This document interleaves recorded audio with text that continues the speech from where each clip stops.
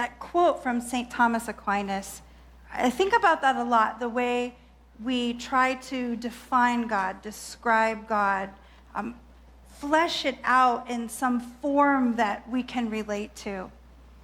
When really, it's not a person, it doesn't have opinions.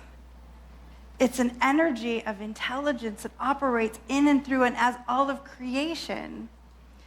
And that's a little hard to wrap our brains around sometimes, right? So we make it a dude in a chair in the clouds, or whatever we make it into. The closest I've ever gotten to understanding what God is that God is the energy of unconditional love. Sometimes we'll use the phrase Christ consciousness around here, and really that's the consciousness of unconditional love. Unconditional love. Love without conditions. Breathe that in for a moment. That's a very not normal human thing, right? Because we put conditions on everything. And yet, there is this essence of absolute unconditional love within every single one of us all the time. And the best I can say is that is the God wisdom within each one of us, leading us, guiding us, moving us forward. We can confuse romance with love. It's tricky, isn't it? Because we use love for everything. I think in my letter for the week, I said something like, I've said, I love you in 11 texts, to my dog, to my husband, accidentally to the guy dropping off my groceries because kid thinks I love you. Looked a little startled. I love my new Bounce Curl hairbrush. It sets my curls. We use this word for so many things. And when we have these romantic relationships or these ideas about love based in romance, then let's even talk through that. There are crushes, right? Or limerence is a more intense form of a crush where we see someone, we may even know them, and we decide what their personality is, and then it isn't that, and that's very upsetting. And then we make them wrong about it. We make them wrong for being who they really are because our heart decided they should be that or this. We form relationships and we do the same darn thing, don't we? I can fix him. She'll come around. I'll wear him down. And the only problem there is that they aren't who we made up. So let's take all of that relationship stuff and just set it over here for this talk and see if we can get to the heart of just what love is from the unconditional space. Are you with me?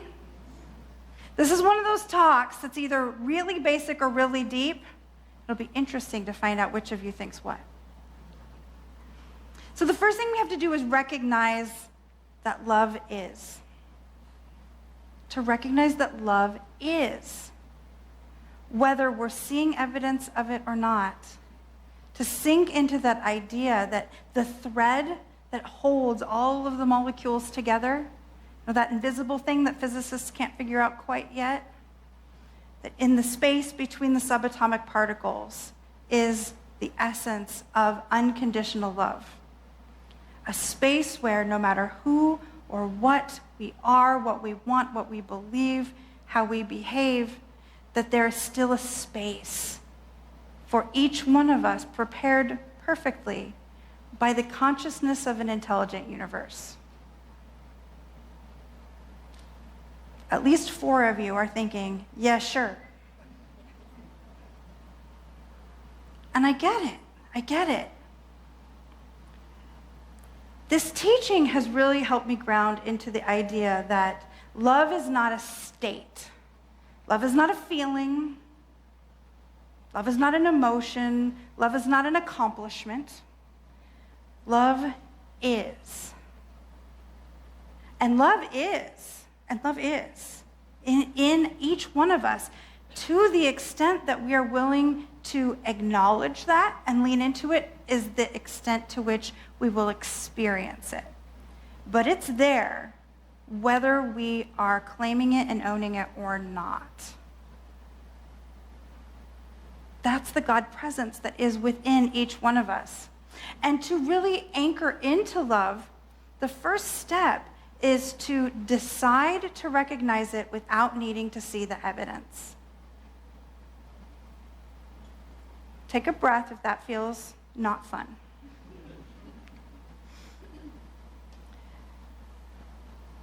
See, it's important that we think about the love of God this way, this primordial, unconditional love this way.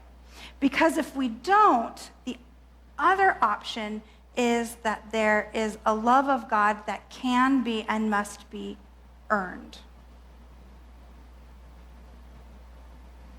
That we have to behave a certain way, look a certain way, do a certain thing, believe a certain thing, or we will be left out of the glory of good. And I don't know about you, but forgetting Ernest Holmes and forgetting all the wise billions of people who've ever written anything, I don't want to live in a world where I believe that God picks favorites. I just don't. It won't stick to my soul. I'm a mama of a whole passel, and I cannot imagine being like, and Christopher's good, and Melody's good, and Lauren's good, and we don't care about Dharma, and Creighton's good. It would never happen. It would never happen. I can't imagine a thing that any of my children or stepchildren could ever do to close them out of my heart. Ever. Are you with me? So how could we ever buy into the idea of a God, a spirit, a divinity, a consciousness that is less evolved than me? I would say we deserve better than that. The pure love of the universe, the love that is the soaring in love of my talk, is a fundamental building block of every single sentient being, everywhere. And yes, the people that are coming up in your mind that you're like, nuh-uh, because they, them too. And they might have smothered that light with a whole lot of woundedness, but it doesn't take away the fact that there is still that space in the consciousness for their fullness too. The natural question that comes up from this all of the time for me is, but Reverend Leslie, I don't know how. I don't know how to love someone who believes something that would hurt my family. I don't know how to love someone who has harmed me. I don't know how to love someone who I was building something with, and then I find out that they are so different than what I thought, that they are an alien stranger to my soul. The good news is, we don't have to know how. God knows. All we have to do is surrender into the reality that that love is there for us and let it guide our heart. Ernest Holmes, who's the founder of this teaching, wrote in What Religious Science Teaches, he said, if we would look for a God of love, we must look long and deeply into each other. We must look away from the differences until we penetrate into the unity of the whole.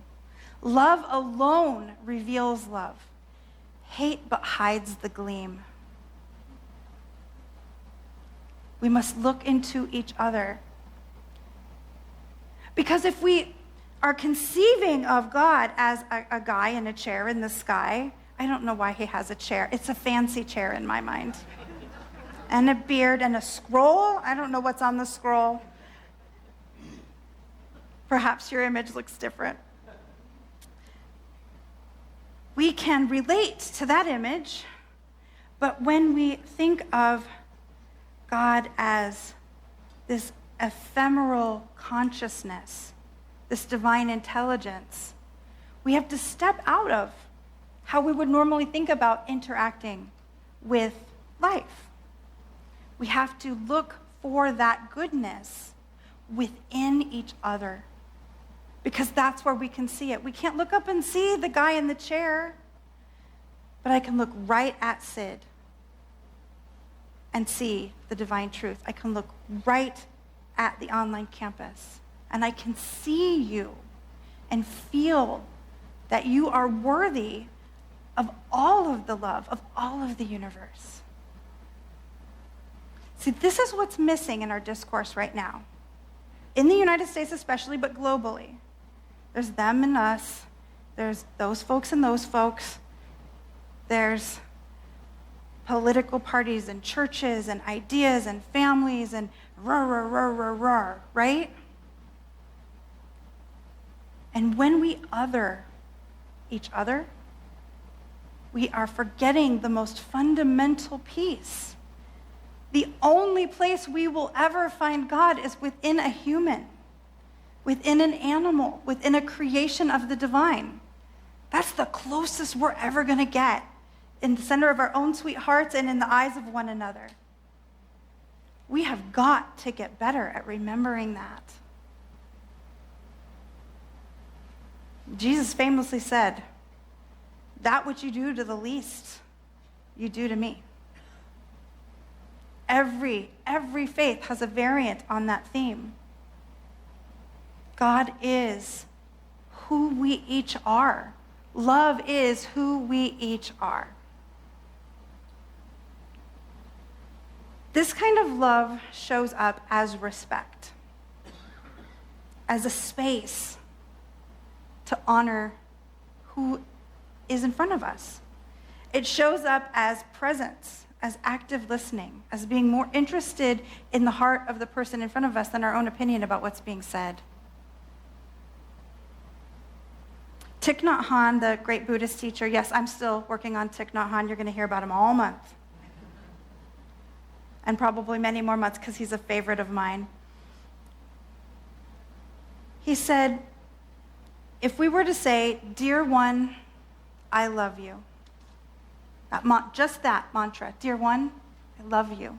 He said "darling" in his book, or "my friend," or if you're me, "sugar muffin." "Sugar muffin, I love you." If you are fully present, this mantra does produce miracles.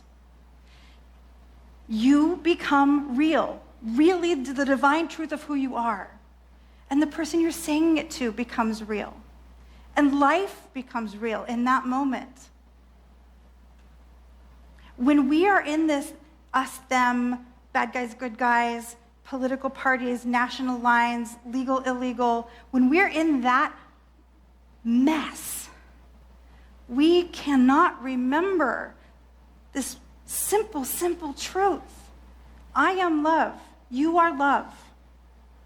You are love. You are love. You are love. You are love. You are love. You are love. Somewhere deep down in every single being is that same love. Every day, multiple times every day, someone is asking me, how can I experience more love in my life? I'm a minister. It's like the big one. It's the big question. This is it. This is it. We say, be the love you wish to see. It's even simpler than that. It's let yourself be the love you wish to see. It's already there. It's been implanted into you by that which brought you forth. It already knows how to do it. Let it do it. Love as respect requires honoring one another right where they are. Sometimes it's messy. Sometimes it feels foreign. Sometimes it's hard. Sometimes it's so messy you cannot be physically present with that person. Does that mean you cannot love them? No. No. We can give unconditional love to people with whom we cannot be present for wounded reasons, for distance reasons, for choice reasons. We can. But we have to love who they actually are, not the version of them that we made up. It takes intention. It takes deciding. And deciding again and deciding again and deciding again that someone's dignity, even in their messiness, is more important than your personal preference of how they would show up. That their freedom to be who they are is more important than your preference for how they show up. Let's all take a breath.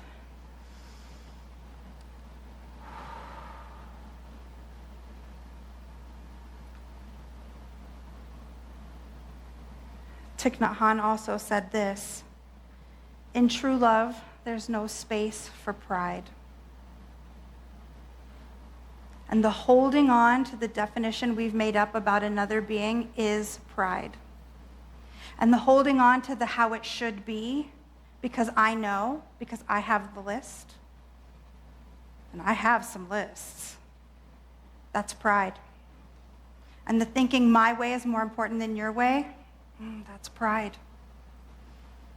True love is laying down the clipboard of what was supposed to happen and deciding love matters more.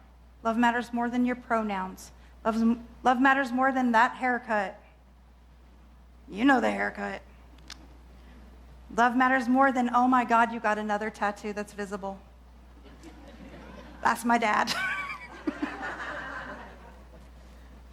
He keeps wondering when I'm going to get fired from this job. Surely they can't let you keep doing that. They seem to be letting me do that. Oh. And loving as respect means creating safe spaces simply by existing. And what I mean by that is when somebody shows up in their unskilled behavior, I love that phrase, unskilled behavior. It covers many, many things that can be. Seeing through that, seeing through the tantrums, or the anger, or the woundedness. It all always comes back to woundedness, doesn't it? To see through all of that and believe in love enough that they can find it. Often it doesn't even require a word. I bet everyone within the sound of my voice knows someone that they feel just a little bit better simply by sitting beside. They don't have to do anything. They don't have to have magic words. There's nothing that needs fixing. Just being creates a place where that love can just become apparent. We make this so hard. We make this so complicated. It isn't.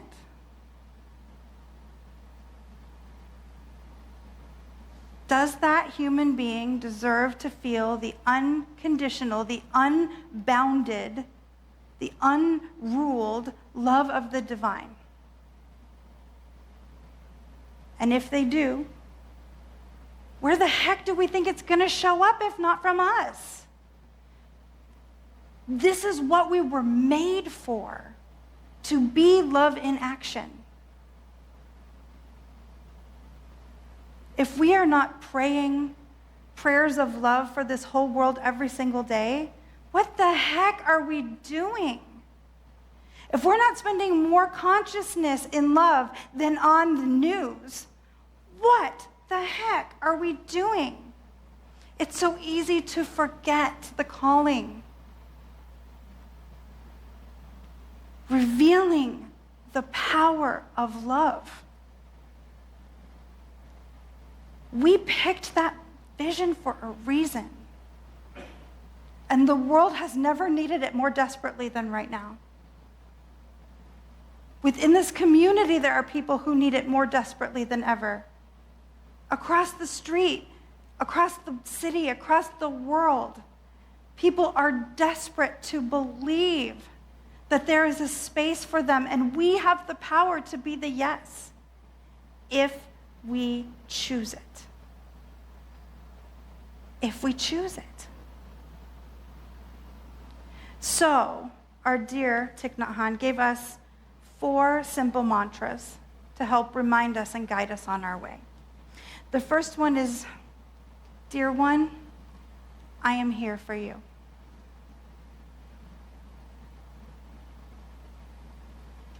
So I have a thing that when I am struggling, I cannot talk to my mom on the phone because she says, honey, and I just start crying. Anybody have somebody like that? She doesn't have to say anything. She doesn't have to make anything make sense. She just says, oh, honey. And I can just let it all out. She doesn't interrupt. She doesn't worry about not being able to understand my diction through the snot bubbles. I am here for you. We think supporting each other is hard. It's not. It's not. It's just choosing to. Dear one, I am here for you. The next one is, I know you are there and I am happy. Now this can be back to the person who said, dear one, I'm here for you. And often it is. But sometimes it's sunshine. I know you are here, and I'm happy. Lantana flowers. I know you are here, and I am happy. Infinite spirit of love in my heart. I know you are here, and I am happy. We will walk by 100 million things of beauty and love and peace and joy, and walk right past them without paying any attention to point at the one thing that feels like not love. Just don't. Just don't.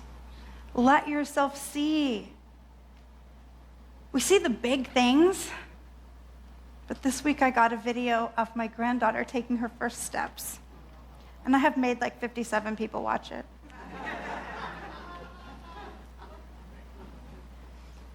I know she is there, and I am happy.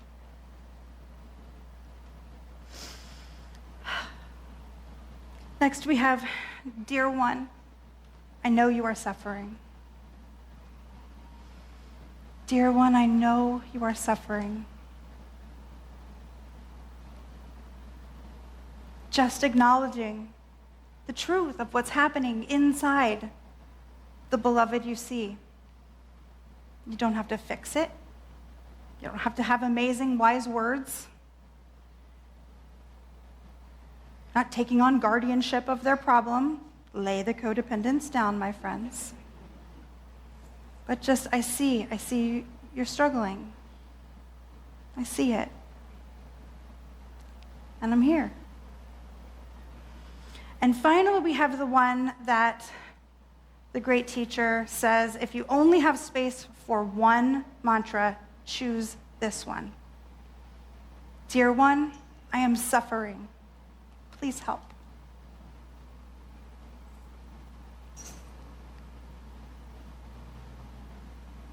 We forget to ask. We think we're weak if we allow support. But love is a giving and love is a receiving. And we invite people to join us in that loving nature when we say, I am suffering. Please help. Please sit with me. Please hear me. Please pick up my antibiotic prescription from Fry's Pharmacy. Please remind me that love is. Please remind me who I am. If we can use these 4 mantras in our life, we will feel love every day. Every day.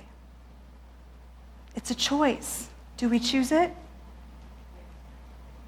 Do we choose it? Do we choose it? Yes. And so that's the invitation this week. To take these mantras, to take this concept into our lives more completely than ever before. To let go of these old ideas of love being the magic person that fits us exactly, so that we never ever have to try or grow or be anything different. And open up to the reality that love is literally everywhere, in everyone, in everything. And it's this simple. Are you with me? And so it is.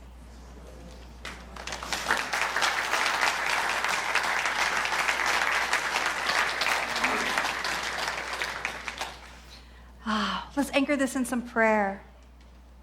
How good it is to know that right here, right now, infinite love as spirit is right where each is. Each within the sound of my voice, because it's the truth of everyone everywhere. Since spirit created everything out of its own goodness, it built its love into every single person, every place, everything, every unfoldment, every possibility. And so right here, right now, whatever was brought in on the hearts of the beloveds of New Vision Center, I know that love is already working on it. That love is working on our woundedness, that it is healing our physical bodies, that it is opening our hearts, that it is clearing our minds, it is making space for a new experience of love, for creating the space where love can be birthed ever larger, where no one is excluded. And I'm grateful beyond grateful to know that right where we are each beautifully supported. And the New Vision Center is at the center of it all for each of us, reminding us, love is everywhere. I call it all good, as we say, and so it is.